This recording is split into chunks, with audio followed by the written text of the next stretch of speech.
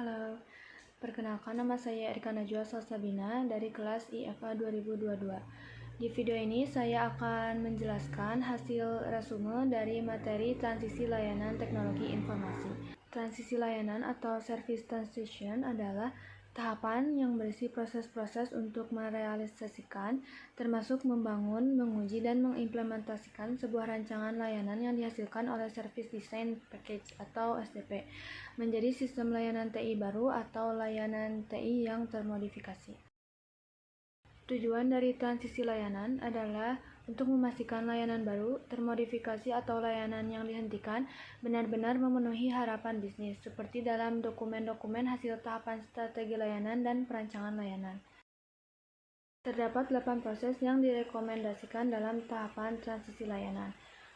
Yang pertama yaitu change management, merupakan proses untuk mengontrol siklus hidup perubahan dalam layanan TI, memastikan perubahan memberi keuntungan bagi bisnis organisasi.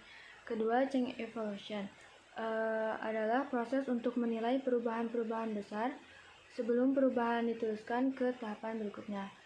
Kemudian yang ketiga adalah service asset and configuration management, merupakan proses untuk mengelola informasi tentang configuration items dan hubungan antar CI yang dibutuhkan untuk menyediakan layanan TI. Keempat, application development, merupakan proses pembangunan atau pengadaan aplikasi dan sistem yang memungkinkan tersedianya fungsi layanan TI yang dibutuhkan, mencakup aktivitas pengembangan dan pemeliharaan aplikasi. Kelima, yaitu release and deployment management, merupakan proses merencanakan, menjadwalkan, dan mengontrol produk-produk perubahan untuk diuji dan diimplementasikan di lingkungan layanan sebenarnya. Yang keenam, yaitu service validation and testing, merupakan proses untuk memastikan produk-produk perubahan yang telah diimplementasikan di lingkungan sebenarnya dan layanan yang dihasilkan benar-benar memenuhi harapan pelanggan. Ketujuh, knowledge management, merupakan proses untuk mengumpulkan, menganalisis, menyimpan, dan menyebarkan pengetahuan dan informasi di organisasi dalam rangka meningkatkan efisiensi dengan menghindari pencarian pengetahuan yang telah diketahui sebelumnya. Kemudian yang terakhir adalah transition planning and support, merupakan proses merencanakan dan mengkoordinasikan sumber daya TI untuk mengimplementasikan sebuah produk perubahan besar dalam perkiraan waktu, biaya, dan kualitas tertentu. Selanjutnya yaitu peran dalam transisi layanan. Proses dalam transisi layanan membutuhkan beberapa peran yang direkomendasikan. Terdapat 9 peran yang direkomendasikan, yaitu yang pertama, change manager. Change manager ini berwenang dan bertanggung jawab mendokumentasikan semua perubahan dalam infrastruktur TI dan komponen untuk mengurangi kemungkinan terjadinya interupsi layanan. Kemudian yang kedua adalah change advisory board, merupakan sekelompok orang, yaitu bisa pelanggan, manajer pengguna, pengembang aplikasi, tim teknis, konsultan, pemasok, dan lain-lain, yang memberikan masukan kepada change manager dalam menilai, memprioritaskan, dan menjadwalkan perubahan. Kemudian yang ketiga yaitu emergency change advisory board, bagian dari change advisory board yang berwenang mengambil keputusan-keputusan yang terkait perubahan darurat atau emergency change.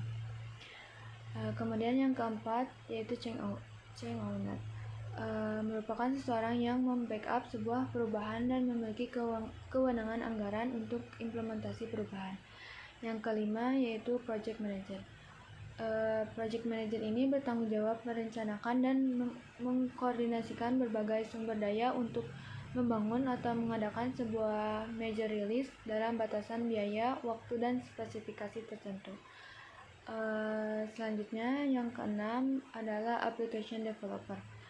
Application developer ini bertanggung jawab membangun aplikasi dan sistem yang memungkinkan tersedianya fungsi-fungsi yang dibutuhkan layanan TI.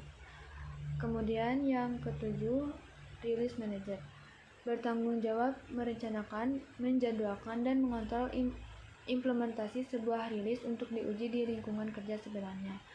Selanjutnya yaitu service asset and configuration manager, bertanggung jawab memelihara keakuratan data dan informasi terkait CI yang dibutuhkan untuk penyedia layanan TI. Kemudian yang terakhir adalah knowledge management process manager, bertanggung jawab memastikan dan memfasilitasi agen-agen perubahan dalam organisasi yang dapat berbagi dan mendokumentasikan pengetahuan dan pengalamannya kepada seluruh pihak di dalam maupun di luar organisasi. Cukup sekian dari saya. Mohon maaf bila ada kekurangan. Terima kasih.